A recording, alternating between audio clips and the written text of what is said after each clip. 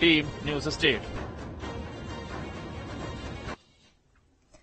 तो मध्य प्रदेश की 29 लोकसभा सीटों में से 21 सीटों पर चुनाव खत्म हो चुके हैं। आखिरी और चौथे चरण में 8 सीटों पर कल यानी 13 मई को मतदान होना है।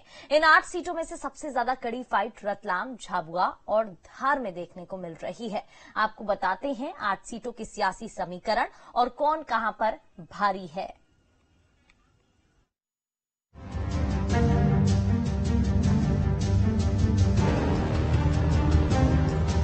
मध्य प्रदेश में चौथे और आखिरी चरण की जंग का काउंटडाउन शुरू हो गया है, जहां प्रदेश की 8 लोकसभा सीटों पर 13 मई को वोट डाले जाएंगे। चौथे चरण में बीजेपी, कांग्रेस समेत कुल 74 उम्मीदवार चुनावी मैदान में हैं, जिसमें 30 उम्मीदवार निर्दलीय हैं, जबकि 4 महिला उम्मीदवार चुनाव में उतरे हैं। ऐसे में मध्य प्रदेश में लोकसभा चुनाव का चौथा चरण भी रोमांचक होने की उम्मीद है। दरअसल बात अगर 8 सीटों की करें तो यहाँ सबसे ज्यादा तगड़ा मुकाबला रतलाम और धार लोकसभा सीट पर माना जा रहा है। इन 2 सीटों की 16 विधानसभा सीटों में से 8 पर कांग्रेस और 8 पर बीजेपी का कब्जा है। रतलाम लोकसभा सीट पर बीजेपी की अनीता चौहान और कांग्रेस के कांतिलाल भूरिया के बीच सीधा मुकाबला है। इस सीट पर कुल 12 उम्मीदवार अपनी किस्मत आजमा रहे हैं।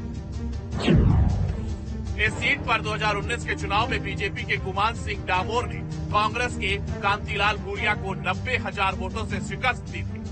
वैसे विधानसभा वार आंकड़े देखें तो रतलाम लोकसभा सीट में 8 विधानसभा सीटें आती हैं, जिसमें अलीराजपुर, पेटलावन, रतलाम ग्रामीण, रतलाम शहर और सैलाना सीट पर बीजेपी, जबकि 3 विधानसभा सीटों जोवट, झाबुआ और धांधला सीट पर कांग्रेस का कब्जा है। दरअसल रतलाम सीट पर कांग्रेस की पकड़ रही है। 1952 से लेकर 2019 तक इस सीट पर 18 चुनाव हुए, जिसमें से बीजेपी सिर्फ 3 बार ही जीत सकी है। 2015 में हुए उपचुनाव में कांग्रेस के कांतिलाल भूरिया ने चुनाव जीता था। इस सीट पर नोटा भी असर दिखाता है। 2019 के चुनाव में सबसे ज्यादा 30,364 वोट नोटा पर पड़े थे। वहीं बात धार लोकसभा सीट की करें तो यहाँ बीजेपी की सावित्री ठाकुर और कांग्रेस के राधेश्याम मावेल के बीच मुकाबला है। इस सीट पर कुल 7 उम्मीदवार मैदान में हैं। धार लोकसभा सीट पर कांग्रेस, बीजेपी के बीच जबरदस्त फाइट देखने को मिल रही है। हालांकि 2019 के चुनाव में बीजेपी उम्मीदवार छतर सिंह दरबार ने कांग्रेस के दिनेश गिरवाल को 1,56,000 वोटों से हराया था। विधानसभा वार स्थिति देखें तो इस लोकसभा सीट में 8 विधानसभा सीटें आती हैं, जिसमें 5 पर कांग्रेस और 3 पर बीजेपी का कब्जा है।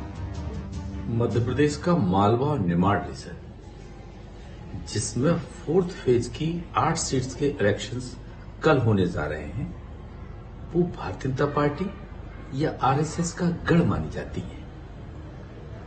पिछले चुनाव में भी ये सभी सीटें भारतीय जनता पार्टी ने जीती थी, लेकिन इस बार भारतीय जनता पार्टी को टक्कर देने के लिए कांग्रेस ने कुछ ऐसे चेहरे उतारे हैं जो कैंडिडेट के रूप में भारतीय जनता पार्टी को घेर रहे हैं। लेकिन भारतीय जनता पार्टी की सबसे बड़ी ताकत जो है उसका संगठनात्मक मजबूती और प्रधानमंत्री मोदी का चेहरा। अब बात चौथे चरण की उस सीट की जिस पर सबसे ज्यादा चर्चा हो रही है। जी हां, इंदौर में कांग्रेस उम्मीदवार के पाला बदलने के बाद बीजेपी उम्मीदवार शंकर लालवानी के सामने कोई बड़ी चुनौती नहीं है। दरअसल इंदौर लोकसभा सीट को बीजेपी का गढ़ माना जाता है। इस सीट में आने वाली 8 विधानसभा सीटों पर बीजेपी का कब्जा है। कांग्रेस को इस सीट पर पिछले 40 सालों से जीत का इंतजार है। कांग्रेस ने आखिरी बार 1984 में इस सीट पर जीत दर्ज की थी। साफ है, कांग्रेस का इंतजार आगे भी जारी रहने वाला है, क्योंकि इस बार इंदौर में कांग्रेस की तरफ से कोई उम्मीदवार मैदान में नहीं है। जनजाति वर्ग के साथ में कांग्रेस ने छल किया।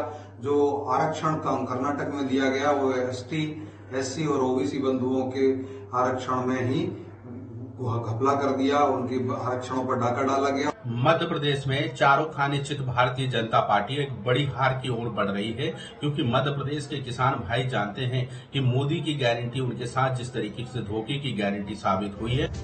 साफ है, एक और जहां इंदौर में बीजेपी के लिए कोई बड़ी चुनौती नहीं है, तो दूसरी ओर रतलाम और धार लोकसभा सीट बीजेपी और कांग्रेस के बीच टाइट फाइट है, जबकि देवास, खंडवा, उज्जैन और मंदसौर लोकसभा सीट पर कुल 24 विधानसभा सीटों में से 21 पर बीजेपी का कब्जा है। ऐसे में देखना होगा कि 13 मई को जनता किसका साथ देगी।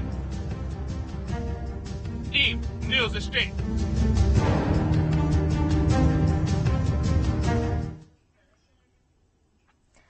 मध्य प्रदेश में लोकसभा चुनाव के अंतिम चरण के लिए 13 मई को वोटिंग होगी, जिसके बाद प्रदेश में 24 का रण खत्म हो जाएगा। लेकिन इस बार एमपी के लोकसभा चुनाव काफी रोचक रहे, क्योंकि यहां चुनाव के दरमियान पीएम मोदी से लेकर राहुल गांधी तक ने मध्य प्रदेश के कई दौरे किए। ऐसे में देखना होगा कि इन दिग्गजों के दौरे से किसे फायदा होता है और किसे नुकसान।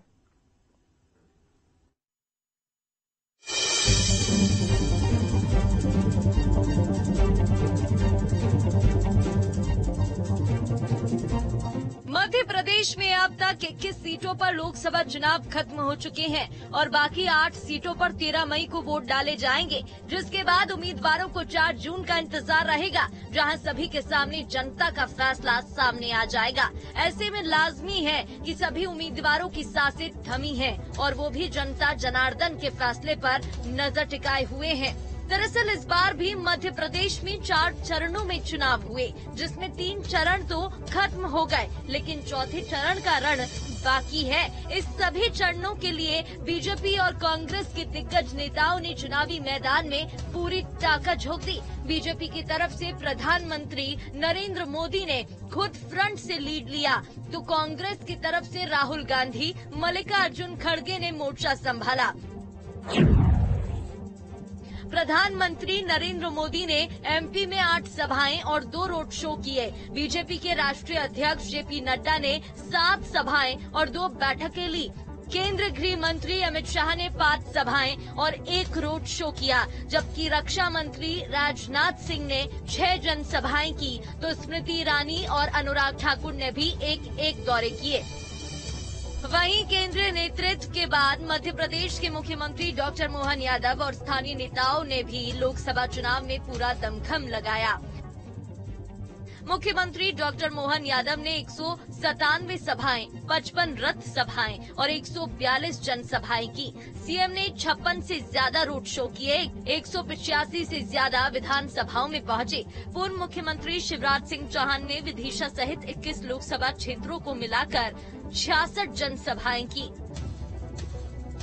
एक और जहां बीजेपी के दिग्गजों ने जनता को लुभाने का कोई मौका नहीं छोड़ा, तो इस मामले में कांग्रेस के नेता भी पीछे नहीं रहे। कांग्रेस की तरफ से राहुल गांधी ने 5 जनसभा की। हालांकि इस दौरान राहुल का एक दौरा कैंसिल भी हो गया। कांग्रेस महासचिव प्रियंका गांधी ने मुरैना में जनसभा की।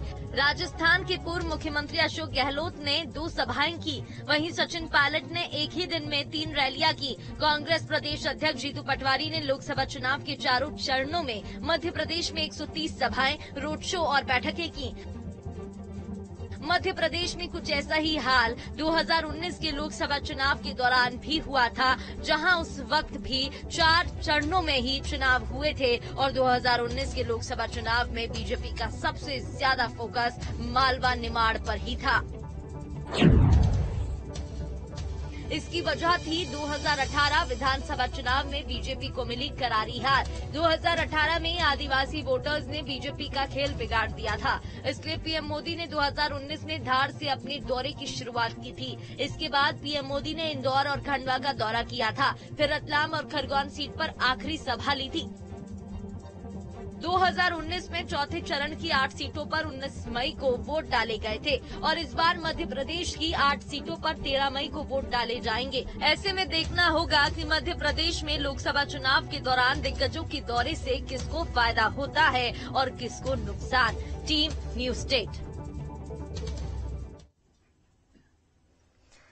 और अब बात भोपाल की। उन